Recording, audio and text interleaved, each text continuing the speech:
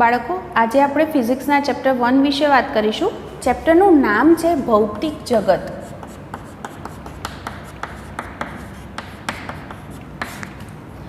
Physics જે છે એને ગુજરાતીમાં આપણે ભૌતિક શાસ્ત્ર શબ્દથી પણ ઓળખીએ છીએ. તો આ જે ચેપ્ટર છે એની અંદર આપણે સમજીશું કે ફિઝિક્સ શું છે, ભૌતિક વિજ્ઞાન એટલે શું. જો ભૌતિક વિજ્ઞાન એટલે પાછળ શબ્દ આવે છે વિજ્ઞાન. વિજ્ઞાન એટલે આમ તો એવું બોલી શકાય વિશિષ્ટ જ્ઞાન એટલે વિજ્ઞાન, આવું પણ આપણે બોલતા હોઈએ છીએ. તો ફિઝિક્સ જે શબ્દ છે એ શબ્દ આવ્યો ક્યાંથી? તો એક જે શબ્દ છે સિન્ટિયા.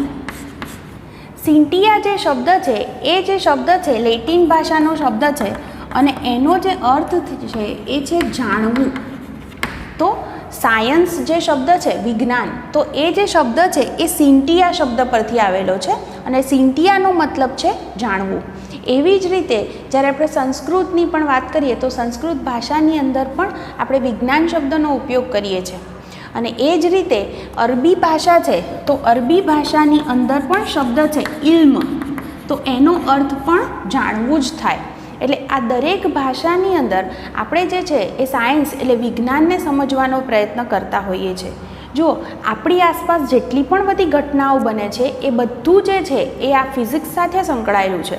તમે એમ કહો કે જ્યારે તમે કોઈક પદાર્થ છે તો એક પદાર્થને તમે નીચે પડતો જુઓ છો, દાખલા તરીકે હું આ ચોક છે ને આમ છોડી દઉં તો એ નીચે આવશે, તો એ શેની સાથે સંકળાયેલી ઘટના છે? તમે કહેશો ગુરુત્વાકર્ષણ બળ. તો એ જે ઉદ્ભવ છે એ જે વિજ્ઞાન છે એ બધું ફિઝિક્સની અંદર આવે છે. આપણી જે પૃથ્વી છે એ પૃથ્વી સહિત બધા ગ્રહો સૂર્યની આસપાસ પરિભ્રમણ કરે છે. પૃથ્વી છે એની આસપાસ આપણે ઉપગ્રહોને તરતા મૂકેલા છે. તો આ બધી જ જે બાબતો છે એ બાબતો જે છે એ કોની સાથે સંકળાયેલી છે? ફિઝિક્સ સાથે. તો દરિયામાં ભરતી ઓટ આવવી, તો આ બધી જ ઘટનાઓ છે એને આપણે આની સાથે સાંકળી શકીએ છીએ. તો હવે આપણે ફિઝિક્સને સમજવાનો પ્રયત્ન કરીએ.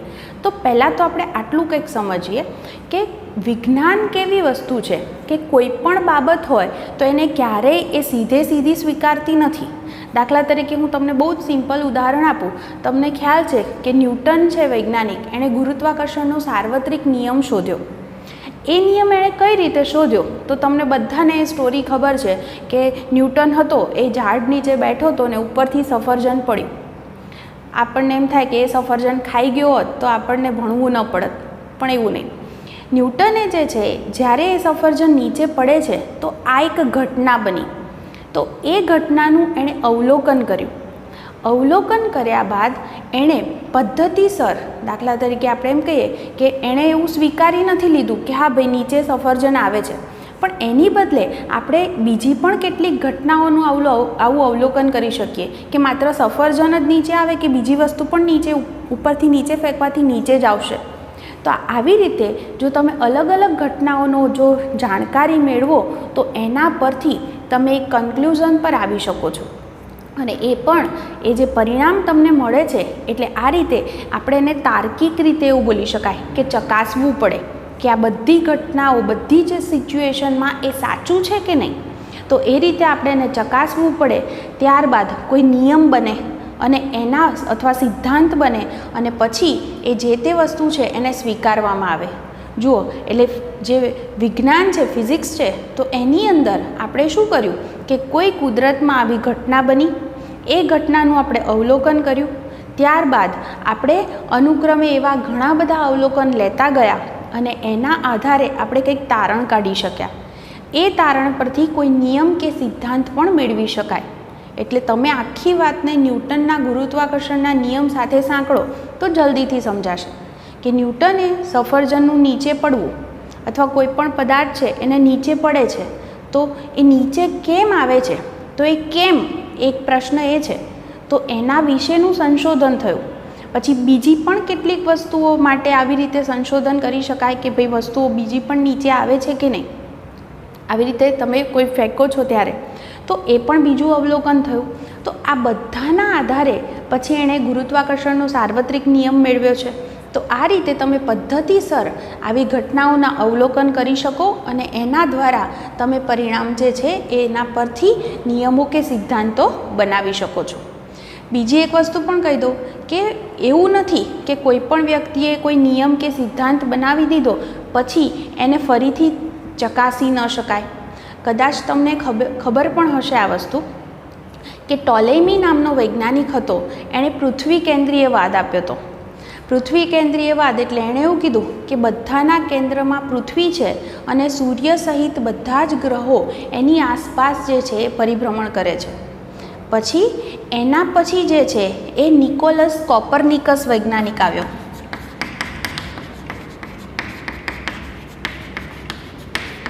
અને આ જે વૈજ્ઞાનિક છે એણે સૂર્ય કેન્દ્રીયવાદ આપ્યો. એટલે એણે શું કીધું કોપરનિકસે કે બધાના કેન્દ્રમાં સૂર્ય છે અને પૃથ્વી સહિત બધા ગ્રહો એની આસપાસ વર્તુળાકાર કક્ષામાં પરિભ્રમણ કરે છે. એટલે કે એણે જે ખ્યાલ આપ્યો એ મુજબ આ જે ગ્રહો છે એની કક્ષાઓ વર્તુળાકાર હતી. આવી બાબત જે છે એ કોપરનિકસે કીધી હતી. હવે એના પછી એટલે ત્યારે સૂર્ય કેન્દ્રીય જે વાદ આવ્યો એને સ્વીકારવામાં આવ્યો કે હા આ વાત સાચી છે કે સૂર્ય બધાના કેન્દ્રમાં છે અને પૃથ્વી સહિત બધા ગ્રહો એની આસપાસ વર્તુળાકાર કક્ષામાં ફરે છે. પણ એના પછી જ્હોન કેપ્લર નામનો વૈજ્ઞાનિક આવ્યો. એવું કહીશ કે આનો સ્ટુડન્ટ જ હતો, નિકોલસ કોપરનિકસનો એ સ્ટુડન્ટ જ હતો. અને એણે શું કર્યું કે આ બધા જ આણે જે કોપરનિકસે જે પણ બધા અવલોકન લીધા હતા એનો એણે અભ્યાસ કર્યો અને એના પરથી એણે આ જ બાબત કીધી કે સૂર્ય જે છે એ કેન્દ્રમાં છે અને પૃથ્વી સહિત બધા ગ્રહો એની આસપાસ પરિભ્રમણ કરે છે. પણ એણે એવું કીધું કે કક્ષા જે છે એ વર્તુળાકાર નથી પણ લંબવૃત્તીય છે. એટલે અહીંયા આગળ જે ફેરફાર આટલો થયો કે એ જે છે કક્ષા જે છે એ કક્ષાનો આકાર એણે કેવો કીધો છે? લંબવૃત્તીય. લંબવૃત્તીય એટલે તમે કહી શકો લાંબુ વૃત્ત, વૃત્ત એટલે વર્તુળ. એટલે આવી જે કક્ષા હોય એને લંબવૃત્તીય કક્ષા કહેવાય. એટલે ધારો કે અહીંયા સૂર્ય છે તો એની આસપાસ બધા ગ્રહો આવી કક્ષાની અંદર અલગ અલગ કક્ષાઓમાં પરિભ્રમણ કરતા હોય છે. તો આવી જે બાબત છે એ જ્હોન કેપ્લરે જણાવી. તો આનો મતલબ એવો થાય કે કોઈપણ બાબત જે મેળવીએ છે એટલે કોઈપણ સિદ્ધાંત કોઈપણ નિયમ મેળવવામાં આવે છે ત્યારબાદ એને સીધો સ્વીકારી લેવામાં નથી આવતો અને સાબિત થયા પછી પણ એના પર હજી સંશોધનો દ્વારા કેટલીક બીજી પણ માહિતી મેળવી શકાય છે. જેમ કે કોપરનિકસે જે સૂર્ય કેન્દ્રીયવાદ આપ્યો એના પર કેપ્લરે હજી સંશોધન કર્યું અને શું કીધું કે આના કહેવા મુજબ, કોપરનિકસના કહેવા મુજબ જે ગ્રહો જે છે એ કેવી કક્ષામાં ફરતા હતા? વર્તુળાકાર. તો આણે શું કીધું છે? કક્ષાનો આકાર કેવો છે? લંબવૃત્તીય. એટલે હજી પણ બીજી કેટલીક માહિતી મેળવી શકાય. બીજી વાત કરું તમને કે તમે જે છે એ દ્રવ્ય જે છે જાણો છો કે આપણે બહુ નાનામાં નાનું જે સ્વરૂપ છે એ સ્વરૂપ વિશે વાત કરીએ તો મૂળભૂત એ કયા કણોના બનેલા છે? તમે કહેશો પ્રોટોન, ન્યુટ્રોન અને ઇલેક્ટ્રોન. તો આવી જે શોધ થઈ અને પછી ન્યુક્લિયસ વિશેની શોધ થઈ અને ન્યુક્લિયસ વિશેની જે શોધ છે એના માટે રુથરફોર્ડનો પ્રયોગ અથવા રધરફોર્ડ શબ્દ પણ બોલાય છે વૈજ્ઞાનિકના નામ માટે. તો એ જે પ્રયોગ હતો એ સોનાના વરખવાળો કંઈક પ્રયોગ હતો. એ પ્રયોગ વિશે હું તમને થોડીક માહિતી આપું.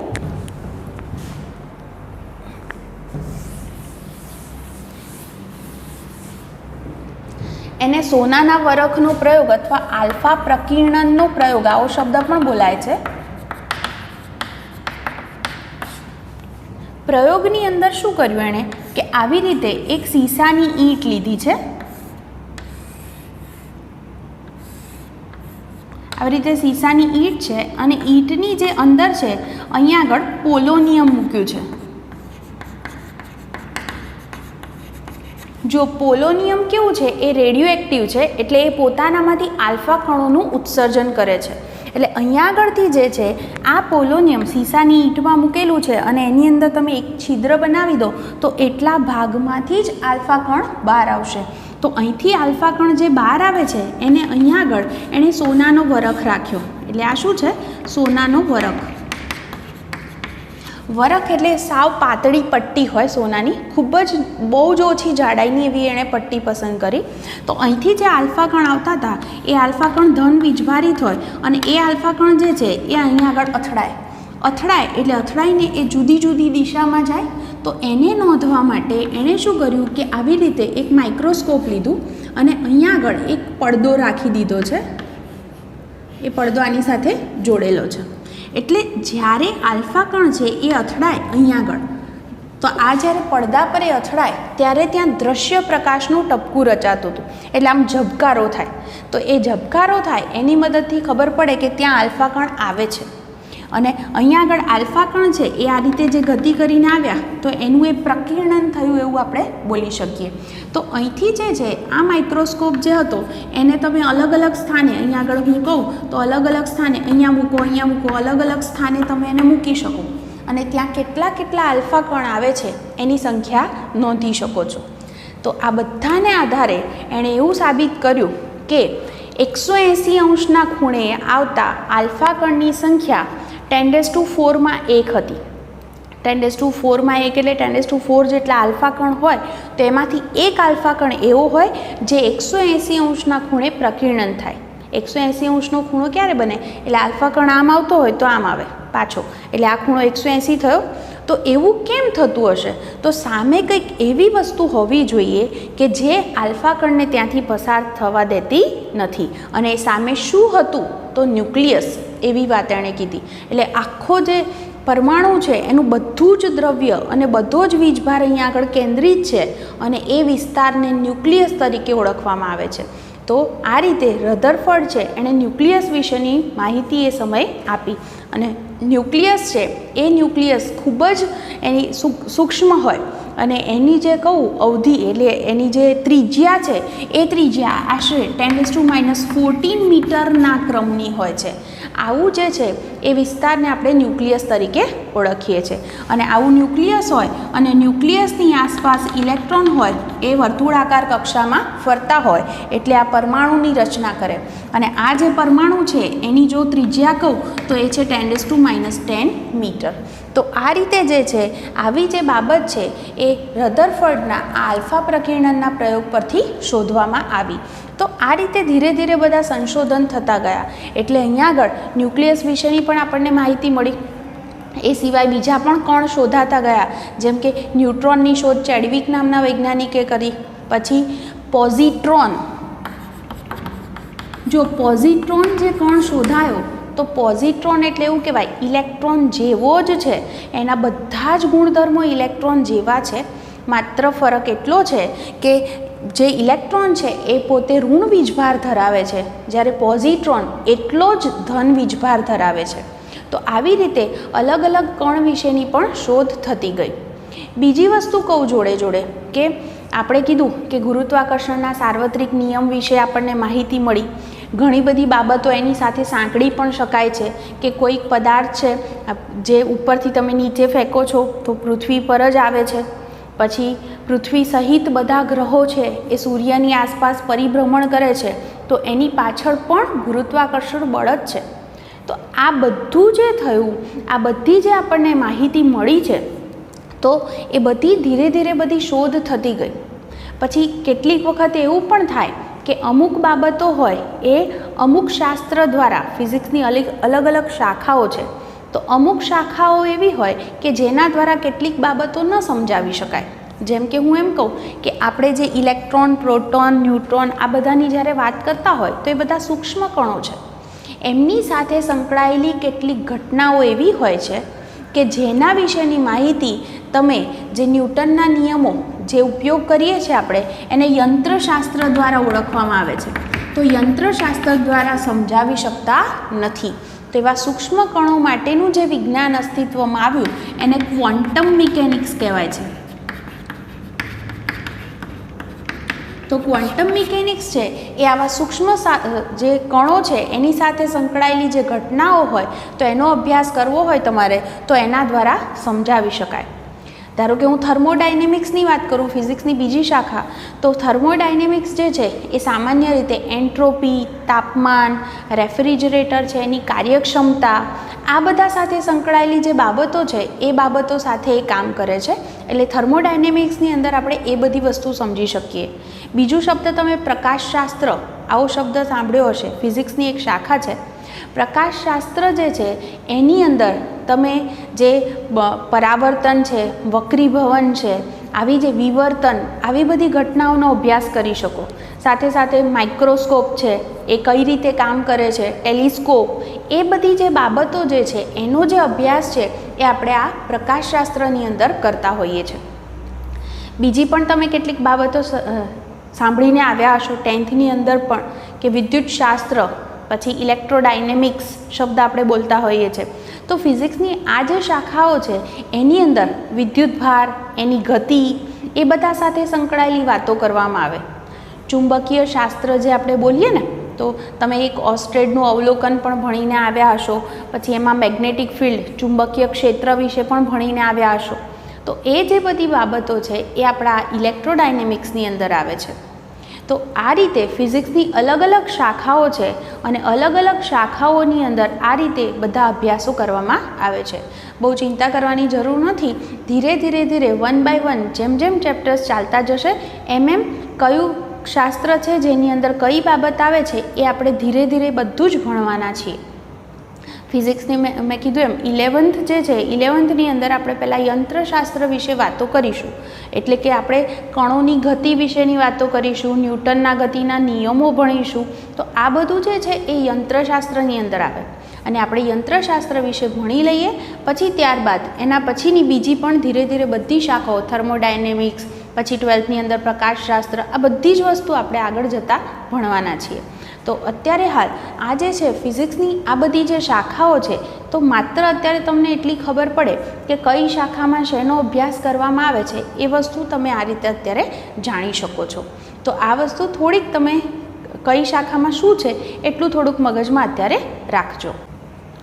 ફિઝિક્સની અંદર આપણે બે બાબતો જે છે એ મુખ્ય ખાસ ધ્યાનમાં રાખવામાં આવે છે. એ છે, એક તો છે એકીકરણ અને બીજું છે ન્યૂનીકરણ. જો એકીકરણનો અર્થ આવો લઈ શકાય કે દાખલા તરીકે આપણે એમ કહીએ કે જે પદાર્થનું નીચે પડવું, મુક્ત પતન કરતો પદાર્થ છે, પછી આપણે કીધું કે ગ્રહોની જે ગતિ છે, તો આ બધું ગુરુત્વાકર્ષણના નિયમ સાથે સંકળાયેલું છે. તો તમે ઘણી બધી જે બાબતો છે એને ભેગી કરી અને મૂળ એક નિયમ હેઠળ એને ગોઠવી શકો છો. તો આ બધું જે થયું એને એનું એકીકરણ કર્યું છે એમ આપણે કહી શકીએ. આપણે જુદા જુદા બળ વિશે જ્યારે ભણીશું ત્યારે તમને આ વસ્તુ ખ્યાલ આવશે કે હું જો માત્ર કોઈ એક બળ વિશે વાત કરું, ગુરુત્વાકર્ષણ બળ, હું તમને અત્યારે જ કહી દઉં કે કુદરતમાં 4 બળ છે જેને આપણે મૂળભૂત બળ તરીકે ઓળખીએ છીએ. એક છે ગુરુત્વાકર્ષણ બળ, બીજું છે વિદ્યુત ચુંબકીય બળ, ત્રીજું છે પ્રબળ ન્યુક્લિયર બળ અને ચોથું છે નિર્બળ ન્યુક્લિયર બળ. આ 4 બળને જ મૂળભૂત બળ તરીકે ઓળખવામાં આવે છે. એટલે એવું કહેવાય કે માત્ર કુદરતમાં 4 બળ તો છે નહીં. દાખલા તરીકે હું એમ કહું કે કોઈક પદાર્થ છે, તમે કોઈ સ્પ્રિંગ છે ને એની નીચે કોઈક પદાર્થ લટકાવો તો એમાં આમ ખેંચાણ બળ લાગશે. કોઈ તાર છે એની નીચે પદાર્થ લટકાવો, પછી તમે કોઈક પદાર્થને ઊંચકો છો તો સ્નાયુ બળ લાગે છે. તો બળ તો ઘણા બધા પ્રકારના છે, પણ એ બધા બળો જે છે એ આ 4માંથી કયા બળની અંદર સમાયેલા છે. તો આપણે શું કર્યું, બધાને આવી રીતે ભેગા કરી અને કોઈ એક બળ હેઠળ એ જે છે એ ગોઠવાયેલા છે એવું આપણે કહી શકીએ. તો આવી રીતે આપણે એને 4 ભાગમાં વિભાજિત કર્યા. તો એ જે છે એને આપણે બળો છે એનું એકીકરણ કર્યું છે એમ કહી શકીએ. એટલે કે એમનો સમાવેશ કુદરતમાં જેટલા પણ બળ છે એમને માત્ર આપણે 4 બળ હેઠળ એમને જે છે એ ગોઠવી શક્યા. એટલે એને બળોનું એકીકરણ કહેવાય. પછી ન્યૂનીકરણનો અર્થ આવો લઈ શકાય કે જે છે આ સ્થૂળ સ્તરે જે ઘટનાઓ બને છે. જુઓ, સ્થૂળ એટલે મોટું સ્વરૂપ અને સૂક્ષ્મ એટલે નાનું સ્વરૂપ.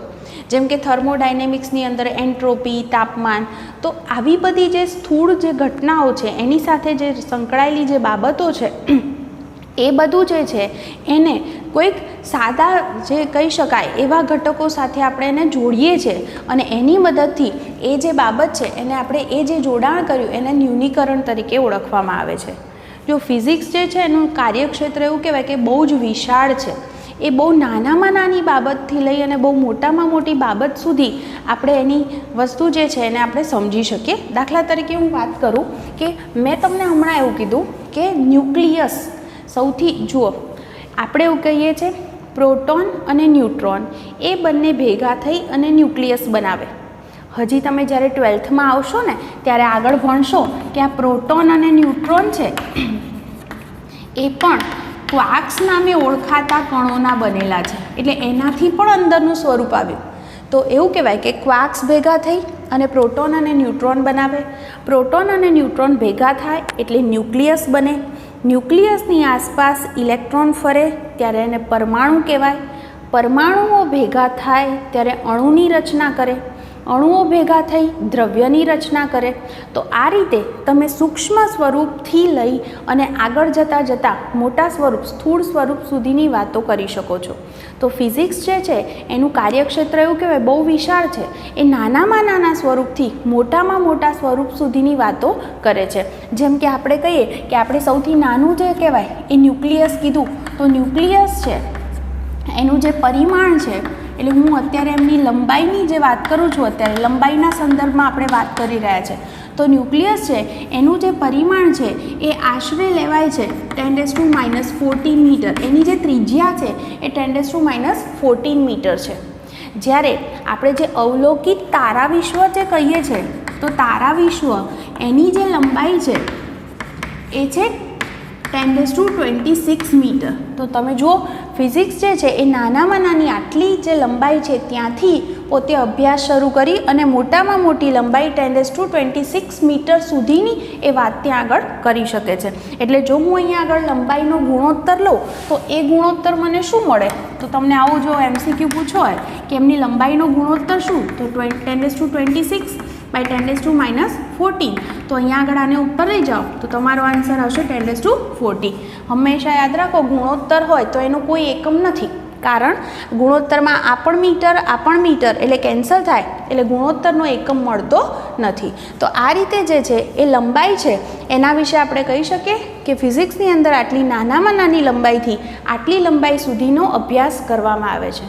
તો બીજી રાશિ હું સમયની વાત કરું તો સમયનો અભ્યાસ કરવા માટે આપણે એવું કરીએ, જો આ લંબાઈ છે એ લંબાઈને પ્રકાશના વેગ વડે ભાગી દઈએ તો પરિણામી જે છે એ તમને સમયનું જે છે એ જે રેન્જ છે એ મળી શકે. કઈ રીતે? તમે આવું એક સૂત્ર કદાચ જાણતા હશો, વેગ બરાબર અંતર ભાગ્યા સમય. તો આના પરથી સમય શોધવો હોય તો આ ગુણોત્તર આ રીતે આવશે. તો અહીંયા આગળ હું શું કરીશ, લંબાઈને પ્રકાશના વેગ વડે ભાગી દઈશ.